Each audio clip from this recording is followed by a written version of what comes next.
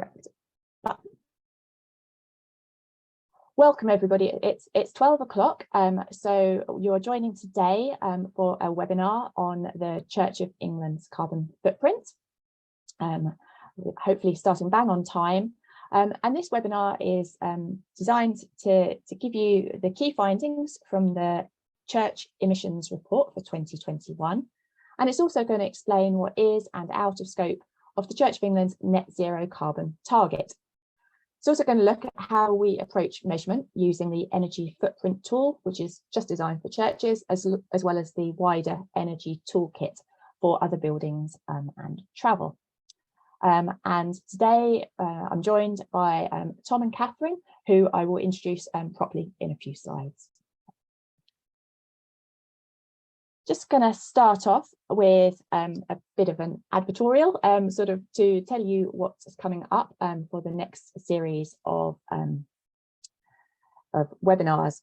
So on the 2nd of February, we've got creating a net zero carbon action plan. And this is going to be a webinar to tell you where to start if you want to create a plan for your diocese, for your church, for your school, or any of the other organisations. It's going to give you some pointers towards where you can find data, sort of principles you can adopt, who to involve, and where you can find helpful examples. And then you can see there's a bit of a theme to the next 4 webinars, and those are becoming a net zero building or organisation. So we've got schools on the 9th of February, and it's part of the regular series of school webinars and gives you an update, including some new resources and some inspiring case studies.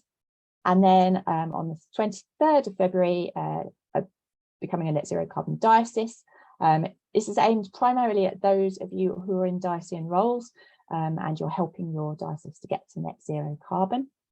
And this one's going to be a little bit different because we're going to have a panel of people from dioceses explaining how they're getting on with their route to net zero. And then on the 28th and the 2nd of March, we've got becoming a net zero carbon church. So that's going to also have some inspiring examples. And finally, on the 16th of March, becoming a net zero theological college.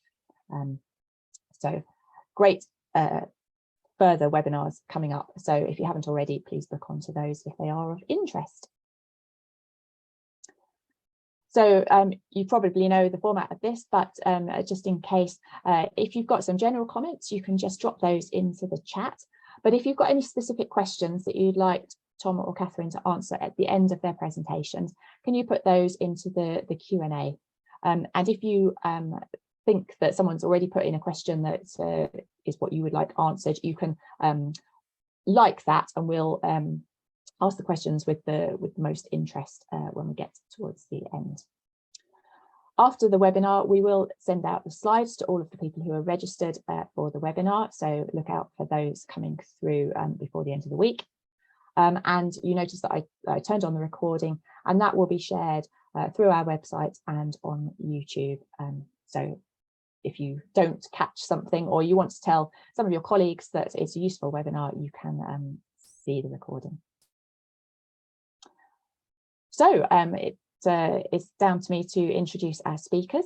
So first of all, we've got Tom Wood. He's from the National Data Services team. He wrote the 2021 emissions report, the carbon footprint report that he's going to be talking about today. He has recently changed roles within data services, so he's staying with the church, but in a slightly new role. So we will be having a new colleague joining soon who will take over the management of the Energy Toolkit and the EFT. But at the moment, Tom's here to tell you about the last lot of data. And Catherine Ross has recently moved roles from the Environment Programme with the church and is now part of the new Net Zero Carbon Programme team. So I'm now going to stop sharing my screen, and I'm going to hand over the reins to Catherine. I believe you're speaking first. Beginner's error, have to unmute. Thank you so much, Denise. Yeah, I'm going first. So let me just share my screen and we will get going. Right, so I need that on there. Yeah, so thank you so much for joining this session. Tom and I are focusing on the Church of England's carbon footprint. Today's session, is top level, looking at defining some terms, what's in scope, what's out of scope, how we measure our emissions and what our national emissions are. And then next week, we've got a much more detailed session looking specifically at the Church Energy Footprint tool and how parishes can use that to work out their carbon footprint. So if you're here from a parish and you really want to know that practical stuff about how do I work out my own carbon footprint, then there's next week's session as well. Catherine, very sorry to interrupt. There's a few comments that you're a little bit quiet, so could you just speak a little bit louder, please? I will try and project. Thank you very much. My very best. So back in February 2020, General Synod set the whole church a task to work to achieve year-on-year reductions in emissions and urgently examine what would be required to reach net zero emissions by 2030. And the first thing we did after that landmark General Synod motion was a really significant piece of work to define and consult on what we meant by net zero carbon. And since that time, we've set that definition, we've put in place a whole number of measurement tools, and we've begun annual reporting on our emissions. And that's what we're going to be telling you about today. Some of you might already be very familiar with parts of this. So for example, I'm going to go through the scope that's been set out in the route map to net zero carbon, and Tom is going to go through the tools that we use for measurement. If there are bits that you're familiar with, please do feel free to half listen and half eat your sandwich. But we did want to go over everything because we know that some people are coming to this brand new. The definition of net zero is by its nature a bit technical in nature. So I will be defining some terms, but it's also of real strategic importance because everything we define as being in scope is therefore determining what it's the church's responsibility to take action on. It's our responsibility to either reduce to zero by 2030 or pay to offset the residue. And I think it's useful thinking as we talk about what's in scope and what's out of scope. That imagine for a second you were talking about kind of your own life. If you were thinking, oh, I want to get personally the net zero carbon, what would that mean? You'd have to decide what was in scope for you, what you were going to take action on. Is it just about your gas and electricity in your house? Is it about what about driving your car? What about if people come to visit you and they drive their car to get to you? Is that part of what you consider to be your carbon emissions? What about the food you buy, your clothes, your water? And then what if you kind of were doing works on your house? Would all the materials of the project you did on your house, would they be part of your carbon footprint? And what about the people driving to your house to do the work? Do you see what I mean? Like, there's the same parallel that we've had to think through as an organization is what you would have to think through, asking yourself those questions. And then even maybe asking yourself about what about the trees in the back garden? They're absorbing some carbon. Is that part of what we take into account?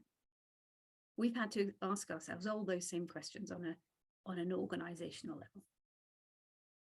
level. In terms of what Tom and I are going to go over today, I'm going to touch very briefly on why net zero carbon and what we need to measure, and that requires me to define some terms and to talk about the scope. I'm then going to hand over to Tom, and he's going to talk about how we measure our carbon for our churches, for our schools, our houses, and our other buildings. And then he's going to give you the results of the latest carbon emissions report so that you know what the Church of England's carbon footprint is. Then we've got a little bit of time at the end for calls to action and time for questions. In terms of why net zero carbon, I'm going to touch on this so briefly because I kind of always assume that people that will give up an hour to come to a webinar like this already get it. But this is in some ways quite a dry and technical talk, and it's important to remember it is in the context of a climate emergency and an ecological emergency, that we're seeing an increasing frequency of extreme weather events, global heating of over 1 degree already, well over 1 degree already, and we're currently on track for 3 to 4 degrees. The Intergovernmental Panel on Climate Change, who analyse a multitude of scientific reports, have called on everyone globally to halve emissions by 2030 and achieve net zero carbon by 2050, and have called it a code red for humanity. Our General Synod has called for us to move even faster than that, with that challenge of planning for net zero by 2030.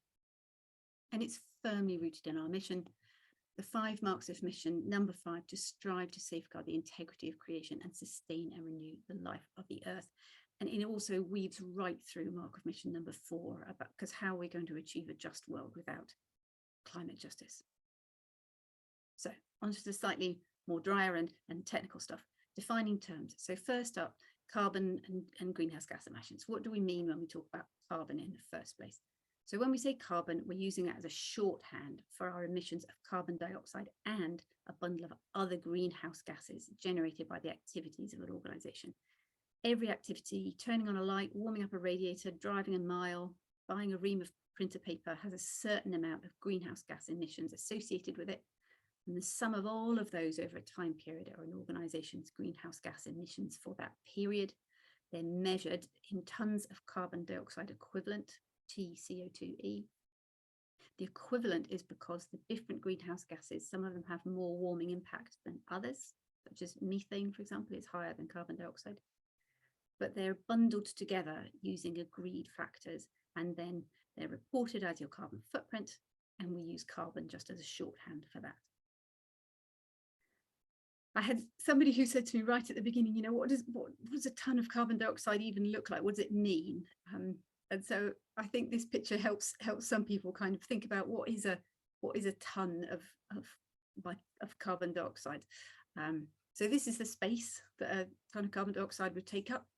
A typical UK citizen creates around 10 to 12 tons of carbon dioxide equivalent per year. Tom will be telling you shortly that an average small rural church produces less than 2 tons, so far less than an average UK citizen, whilst an urban secondary school is 137 tons, so much higher, and 70 times that of the small rural church. What is net zero carbon? Let's begin with that. So for any building of any kind, if you take the energy use, the oil, the gas, the electricity, you multiply it by an absolutely standard conversion factor that is issued by the UK government every year, and you add on to that the fuel from reimbursable travel, again multiplied by an absolutely standard conversion factor, then those equal the majority of the gross carbon footprint of any building. You can then take off that 100% renewable electricity, and you can take off it any valid carbon offsets or sequestration. Offsets are like a sort of a trade where I pay some money so that someone else somewhere else is reducing their carbon footprint. Sequestration is when we're capturing that carbon dioxide out of the air and we're locking it away. The most simple form of that is growing a tree, but there are also more technical approaches to carbon sequestration.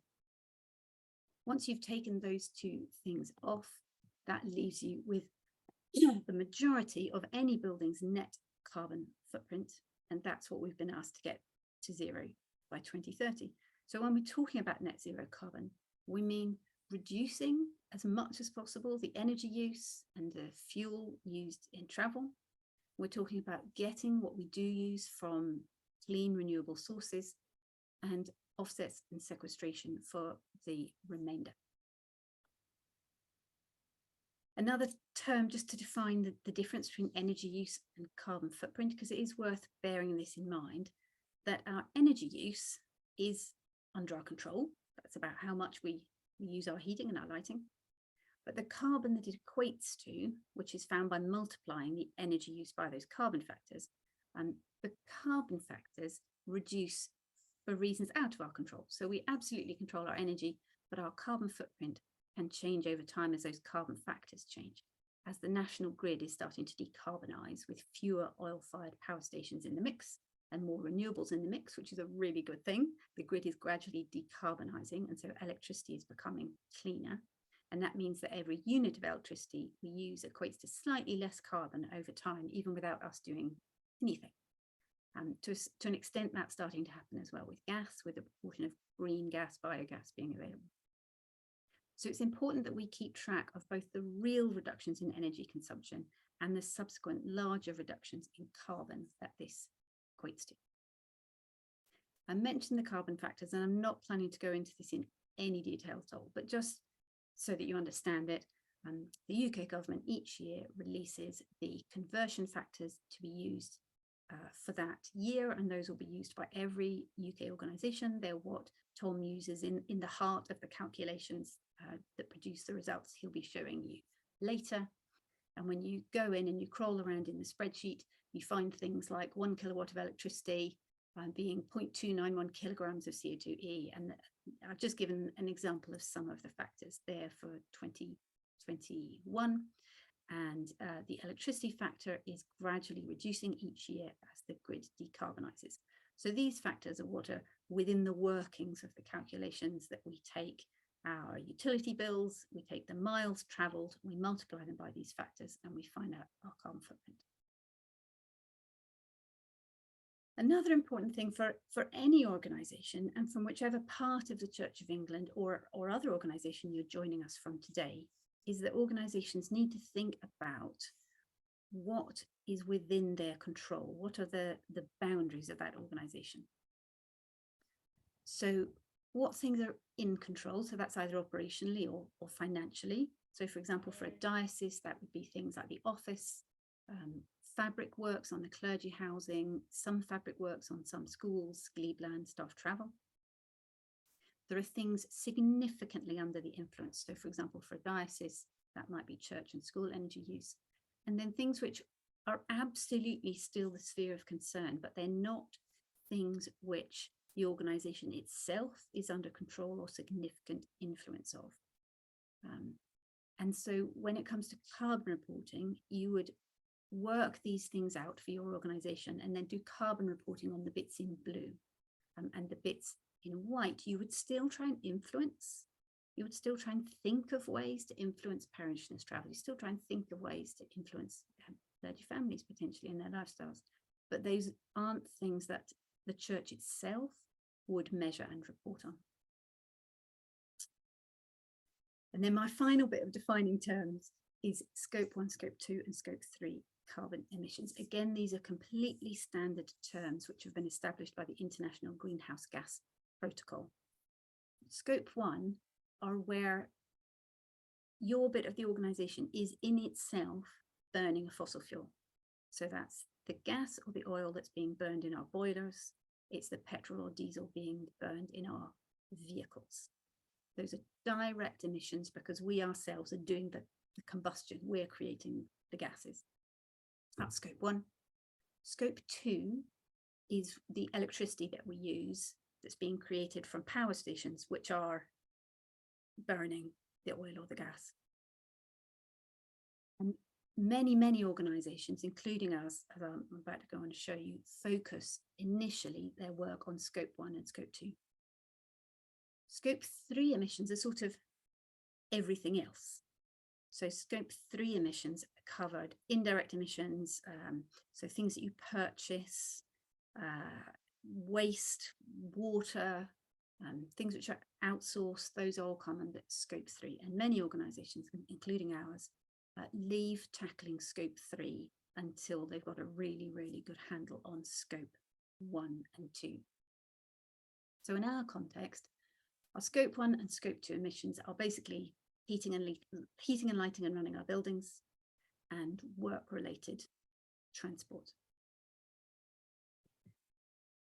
So if I move on now just to defining what we have as being in and out of scope of the Church of England's targets, it really references back to that slide about Scope 1 and Scope 2 and Scope 3. As I said at the beginning, this is one of the first pieces of work we did after the General Synod motion, February 2020, was we set out a really detailed description of what could be in and out of scope for the Church of England, and then we did a really wide consultation on that, updated the definition and took it back to Synod. And all of the detail I'm going to show you is set out in the route map to net zero carbon on pages 68 to 69.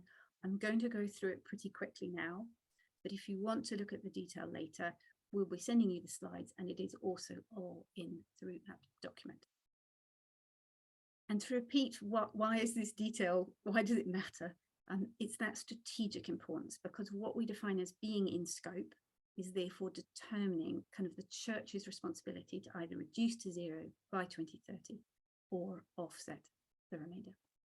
So what's in scope? And as I said, I'm going to blast through this pretty quickly.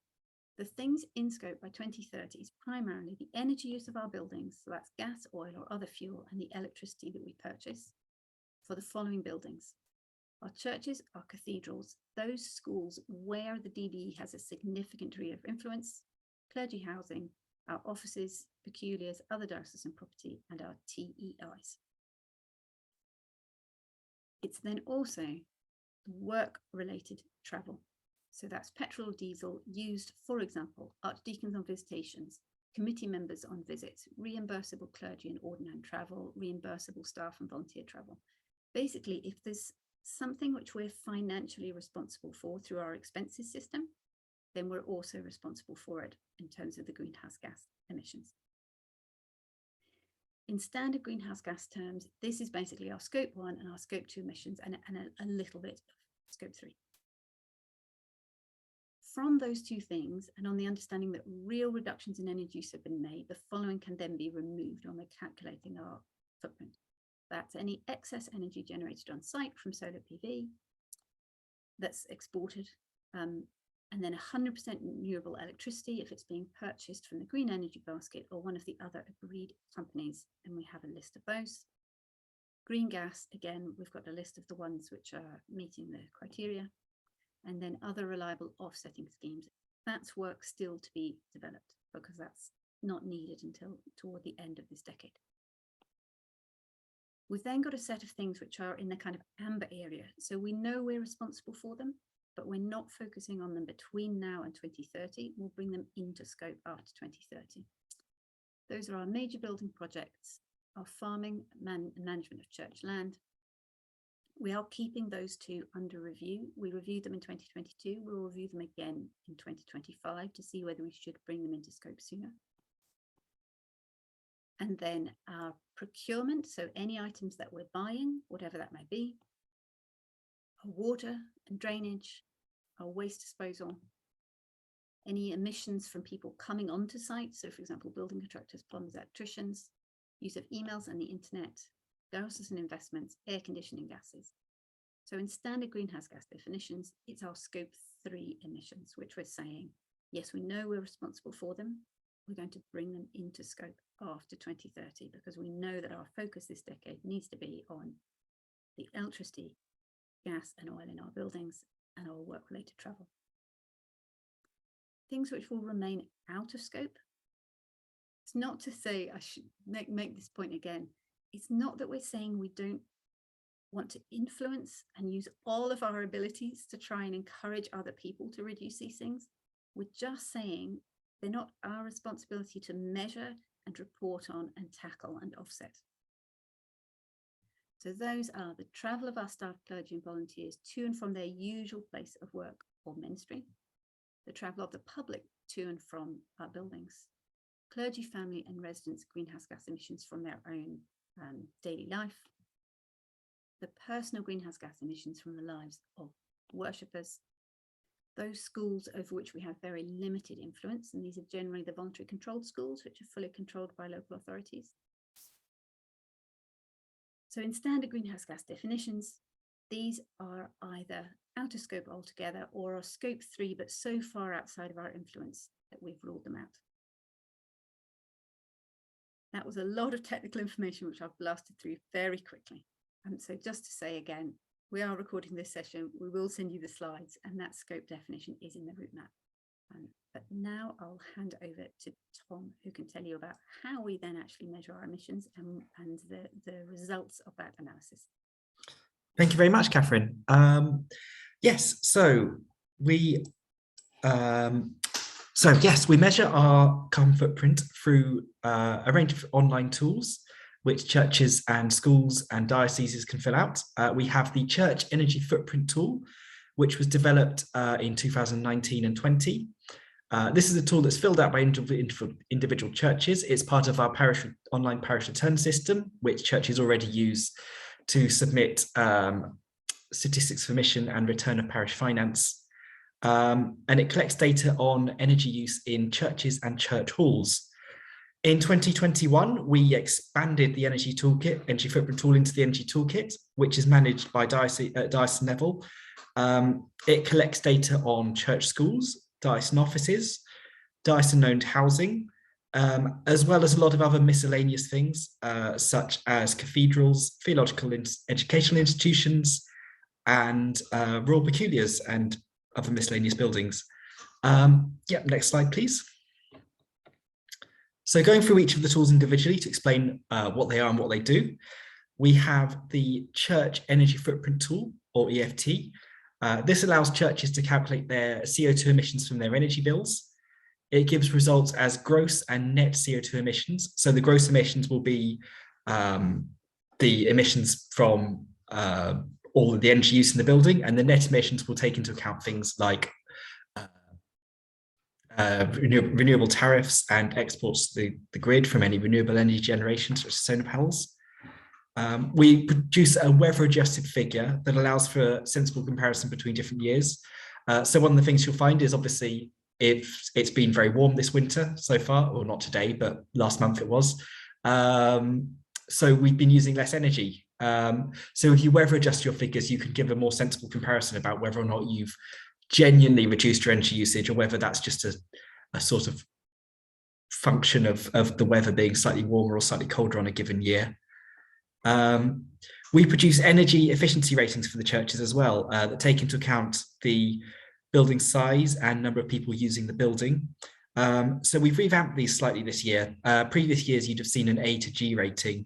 We now show it as a net CO2 percentile. So in this example, this church is in the 50th to 60th percentile, which means that 50% of churches use less energy than it and 50% use more.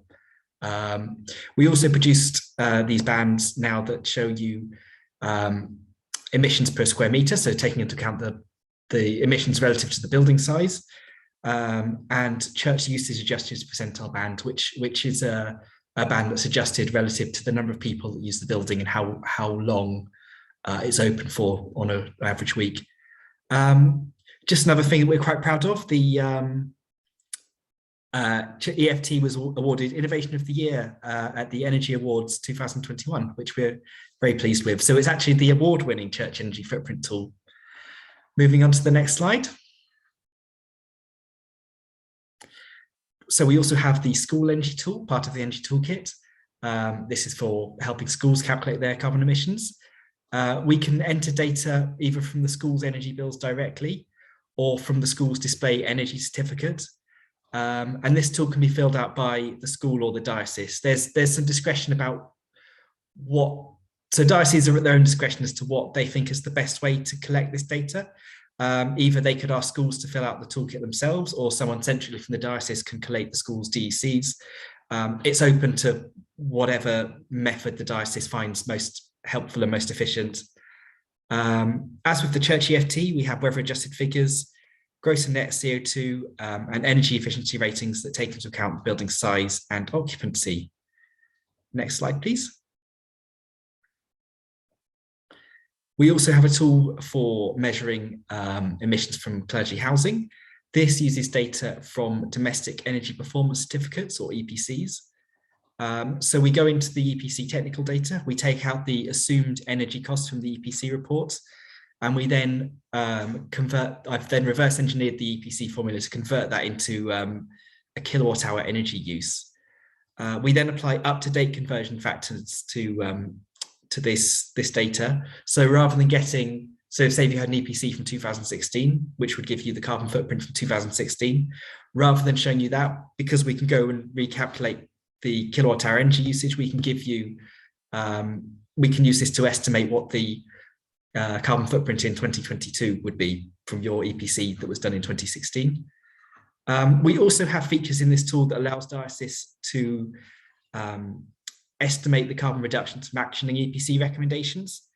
So for example, in this screenshot here, if this sort of example one has a recommendation to increase the loft insulation, and we've estimated that that would save around 0.387 tonnes of carbon per year. So a user for this tool could tick that as actions, and it would then re-estimate their carbon footprint without needing to commission another EPC. Moving on. We also have tools in the toolkit to measure carbon footprints from offices, cathedrals, TEIs, and other buildings. These have been adapted from the Church EFT. They're very similar. They use, again, results as gross and net CO2 emissions, weather-adjusted figures, and energy efficiency ratings for the building size and number of people using the building. So next slide. So moving on, that's a whistle-stop overview of what's in the toolkit.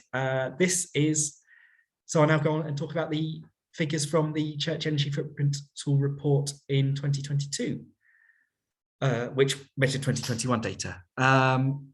So the Church of England's carbon footprint in 2021 was estimated at 411,000 tonnes of carbon. This was slightly lower than our estimated carbon footprint in 2020, which was 415,000 tonnes. Half of the Church of England's emissions come from schools. A further third come from church buildings and church halls, and clergy housing is the next biggest contributor at 18%. Regarding comparing these figures between 2020 and 2021, we can't say yet whether there's been any material change or whether we simply have better data this year. We did have a high response rate in 2021, which is great. So going forwards, we'll get a better idea of what the trend will be, but at the moment we can't say whether or not anything material has changed so far. Moving on to the next slide.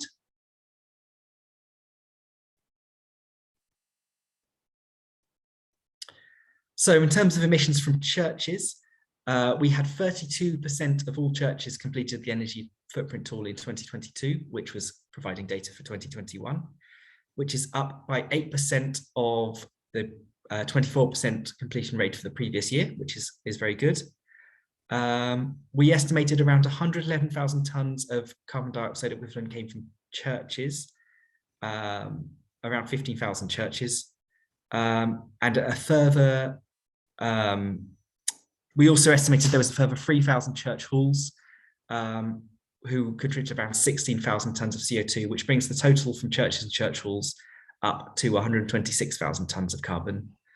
The average church has an annual net carbon footprint of around 6.5 tonnes of carbon per year, but this varies massively by whether or not it's a small rural church or a large urban church.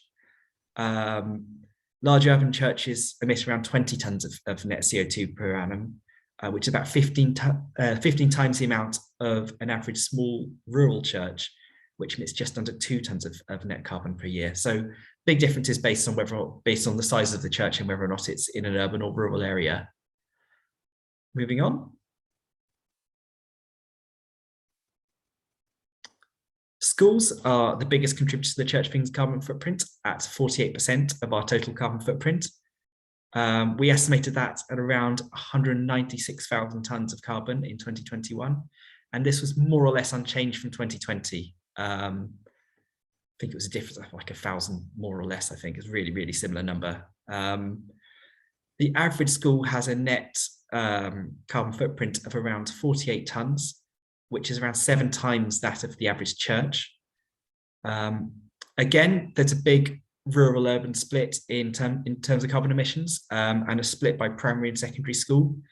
The average secondary school in an urban location emits around 137 tonnes of carbon, which is 4 times more than the average primary school in a rural location at around 35 tonnes. Of course, this makes perfect sense given that secondary schools tend to be larger than primary schools and urban schools tend to be larger than rural schools. Moving on. So in terms of emissions from the Church of England's housing stock of clergy housing, we estimated this at around 72,000 tonnes of carbon. And it's the third biggest contributor to the Church of England's carbon footprint at 18%. The average church-owned home has an in-scope net carbon footprint of around 7.6 tonnes of CO2. So in terms of in scope, as Catherine said earlier, some things are in scope of our targets, some things are out of scope. In terms of what's in scope for clergy housing, things like things that are influenced by the fabric of the building, so things like heating costs, heating emissions, lighting emissions, and hot water emissions are considered in scope, because that's something that the diocese who owns the property can influence potentially by improving insulation in the property or something along those lines. Things like whether or not the occupant has the television on 24/7 a day is out of scope, because that's the occupant's sort of personal energy use. So looking at the EPC records for the church-owned housing, the vast majority are D-rated, so that's 50% of them. C and E rated homes account for about 20% of the housing stock. 4% are A and B rated, and 3% are F and G rated. If you're wondering why the numbers I've just read out are different to the numbers that are in this table for those percentages, it's because some dioceses haven't provided us a list of housing, and some church-owned properties do not have an EPC. So 50% of homes that we have EPC for are believed to be D-rated. And if we estimate that up to the total housing stock, then we would estimate that 50% of all church houses are D-rated. But in terms of the number of church houses we know about that we have EPC rating for, that's only 23%, if that makes sense. Moving on. In terms of other buildings, the major NCI buildings, Church House, Westminster, Lambeth Palace, and Bishop Form, emitted around 2,800 tonnes of CO2 in 2021. We estimated around 8,600 tonnes of carbon from our 42 cathedrals, around 1,100 tonnes of carbon from our 8 no, I don't know where I've got that number 8 from the total number of theological educational institutions we've got. 8 Royal Peculiars, we estimate around 340 tonnes. Dyson offices, we've estimated around 1,900 tonnes. Sorry, 1,900. Other Dyson properties or miscellaneous Dyson-owned buildings that don't really fall into any other category, we estimated around 600 tonnes. And work-related travel from churches and dioceses, we estimated at around 1,100 tonnes of carbon. Next slide, please. So just again, I've kind of gone through a lot of these figures already, but just to put things into perspective, here's some typical church building carbon footprints.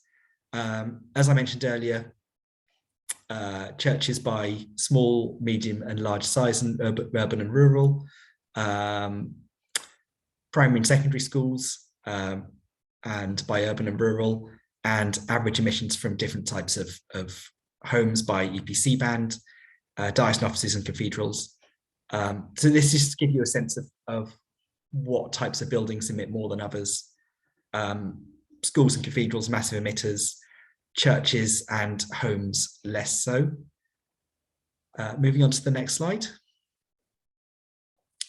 I won't go into the slide in too much detail, just to make you aware that this information is in the Energy Toolkit report.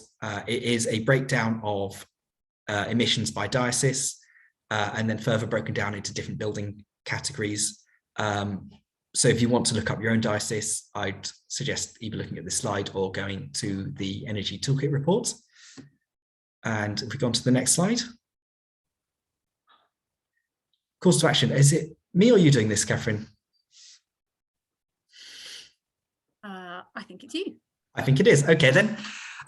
Yeah, so in terms of what you can do, your call to action for this year, in terms of what you can do to improve our data collection for this year, the Energy Toolkit and Energy Footprint Tool are open now for data collection until the 31st of July.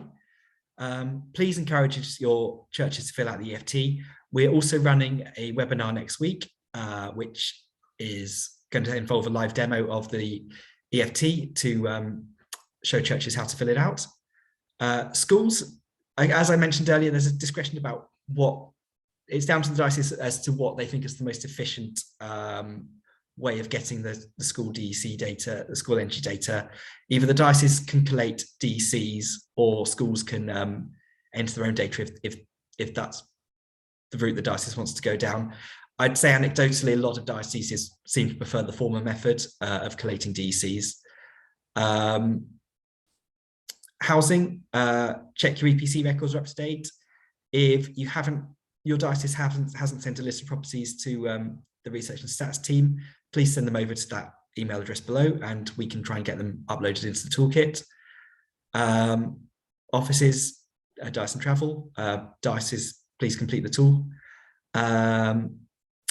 And yes, the carbon emissions report will help you report to diocese and synod, and I think that's something you put in here, Catherine. If you could just explain that properly. One of the diocesan milestones in the route map to net zero carbon is about reporting your carbon emissions to your diocesan synod, and the report that Tom creates that has that diocesan table he just showed you, that's got the figures to enable you to achieve that route map milestone. It is there to help you.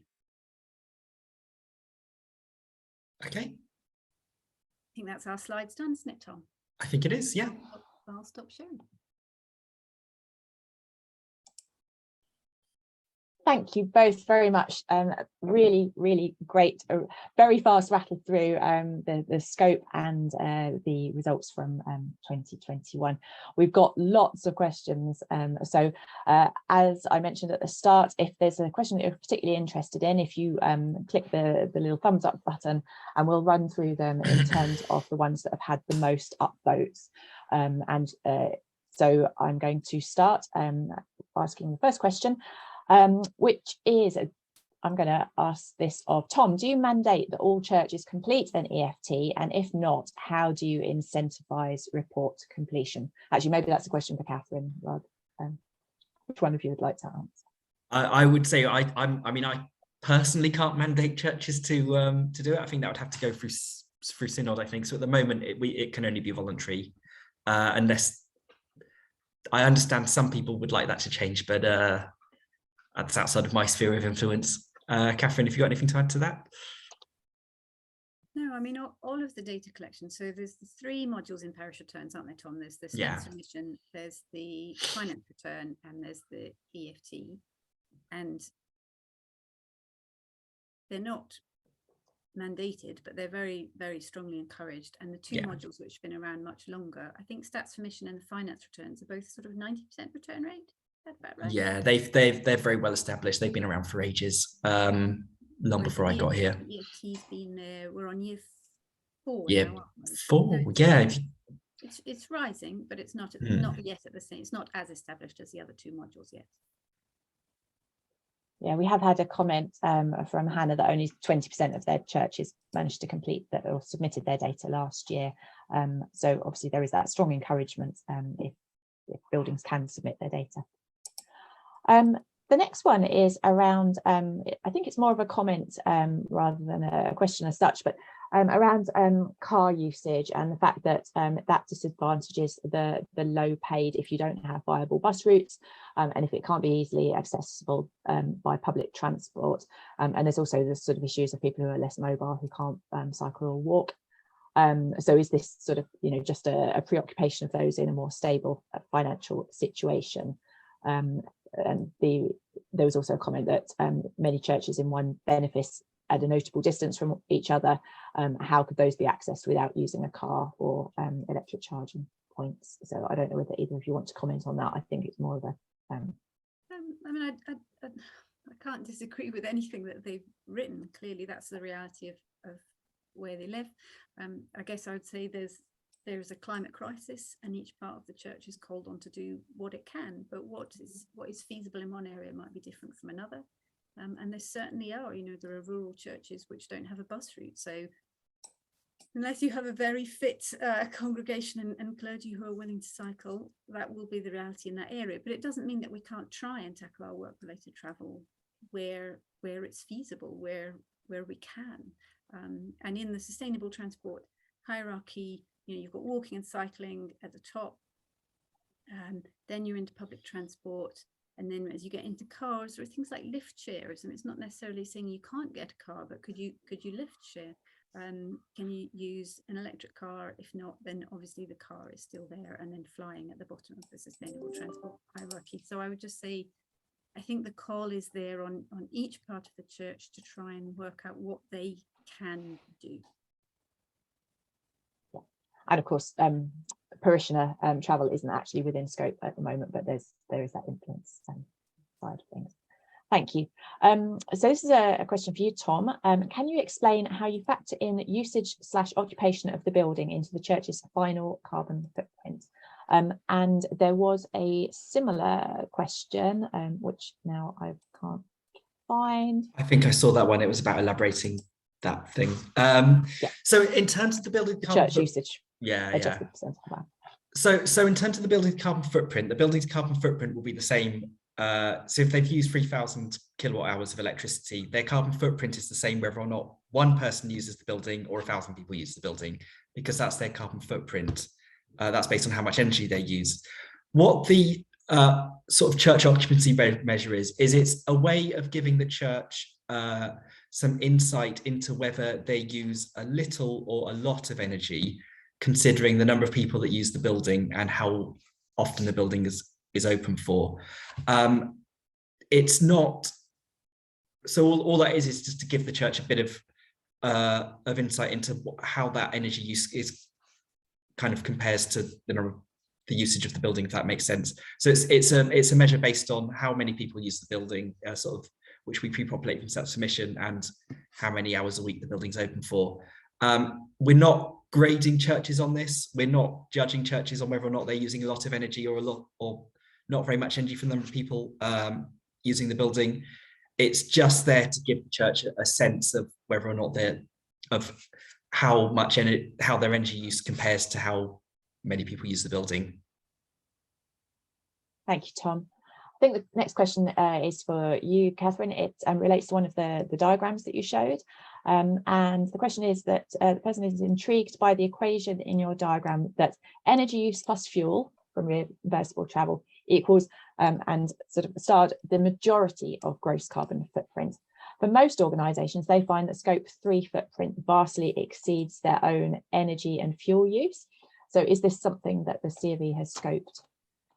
So basically, have we scoped our scope 3 emissions? So have we, I'm trying to find the answer to that question. I've got it somewhere in my emails. I'm not sure I'm going to manage to find it quite fast enough. We have not fully scoped that, but we do have some really useful information about it.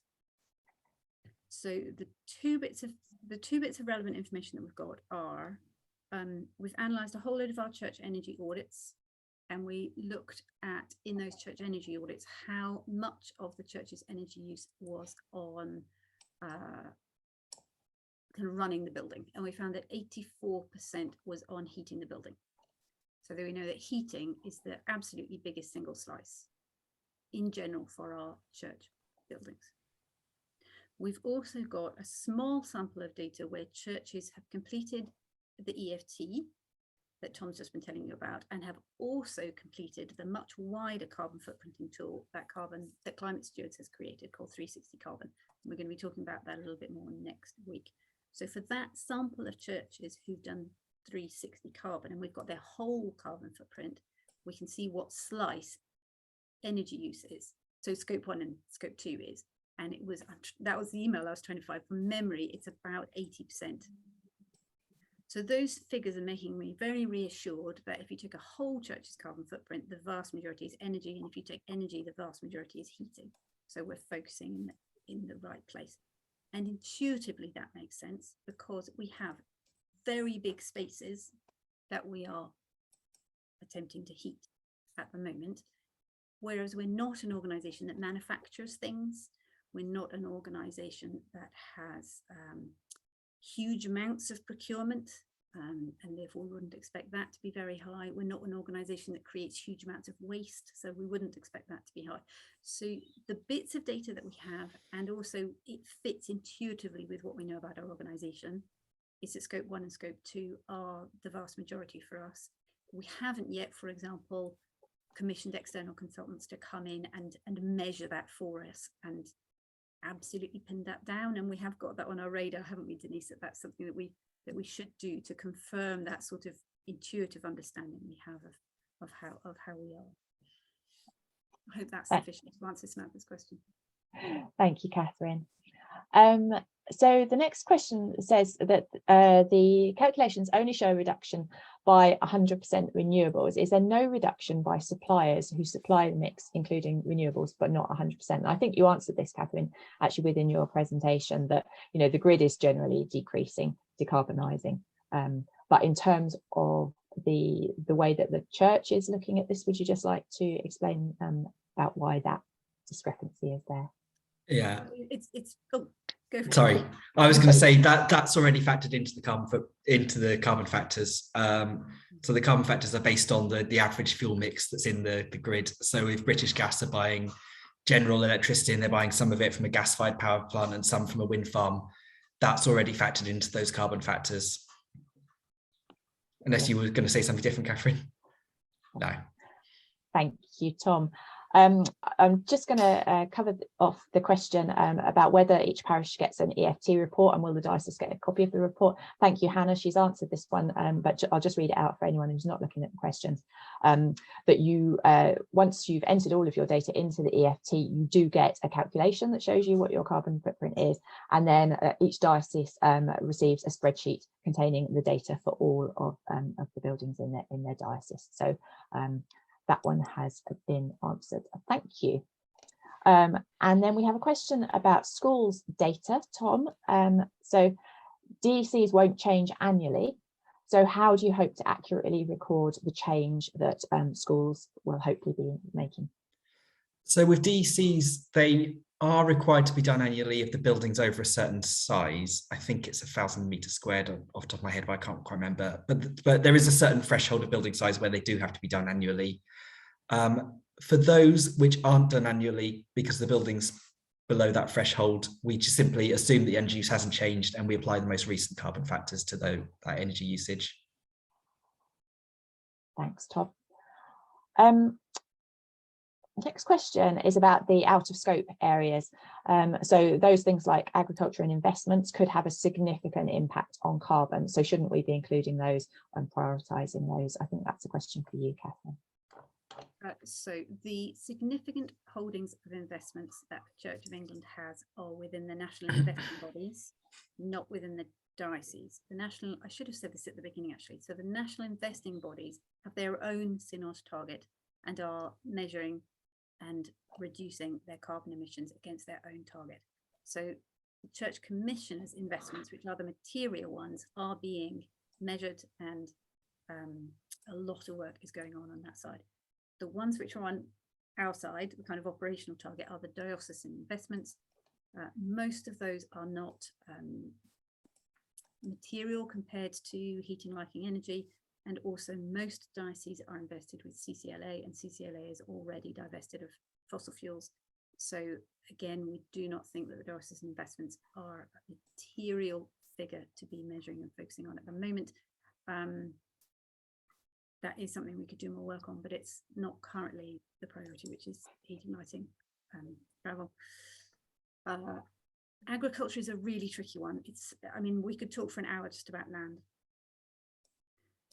The work that has been done on land, it's not so obvious whether our land is a net carbon emitter or a net carbon absorber, because there's lots of machinery used in management of land, there's chemicals used in management of land, but then also obviously you've got tree planting, you've got peat restoration, you've got carbon being absorbed in soils and in plants, and working out what that balance is not simple.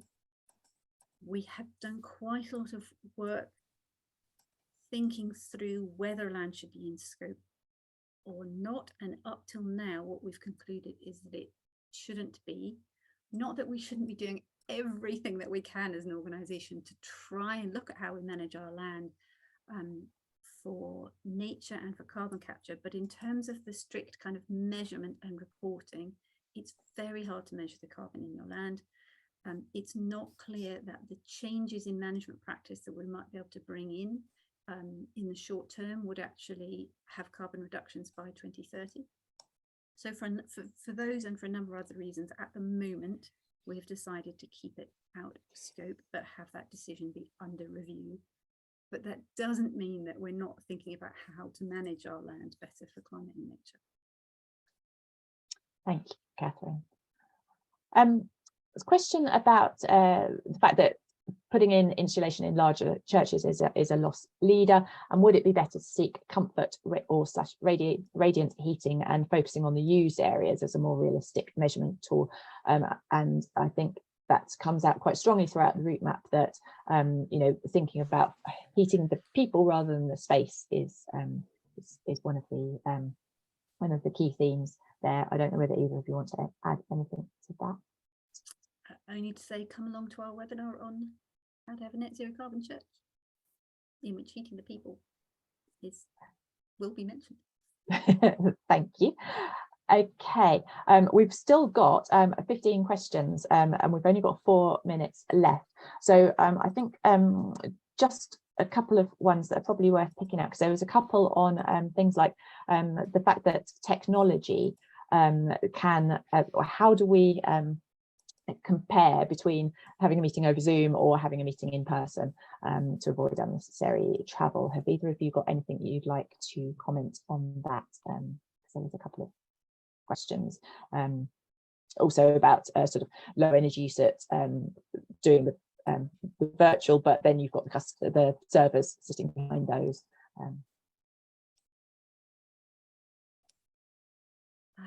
If only I could find it quickly. I did a very quick analysis one time when I was asked this question before, and the carbon footprint of travel is much higher than the carbon footprint of a Zoom meeting. I'd have to think where I found the data from, but moving a ton of metal by burning petrol to get somewhere does have a higher carbon footprint than the technology of a Zoom meeting. But forgive me, I don't have that data at my fingertips. Okay, thank you. 3 minutes left. There's a question about squaring the funding challenge for schools. They have a government set 2050 target, and so they're going to be depending on government funding, especially given they are our biggest emitters. So do you have any comments on that? It's a big question, and I'd probably say to Hannah, come to the webinar on schools, because I don't think I can do justice to it in this topic. And funding for action on all of our buildings is a big issue that the church commissioners have put a significant investment in, but we will need to find other sources of funding. And for our schools in particular, we would look for that to be government funding. But we need to support our churches to be able to, and just go support our schools to be able to access it. Thank you. There's a question about segregating out the energy use of church-owned housing, which I think you explained, Tom, during the session as to why you're using EPCs rather than actual data. So is there anything else you want to add to that? No, I mean, basically, yeah, we have to use the EPC underlying data just because we can't separate out that energy use from if we were asking occupants what was on their energy bills. So we use EPC estimates. That's how we separate that in-scope and out-of-scope energy usage.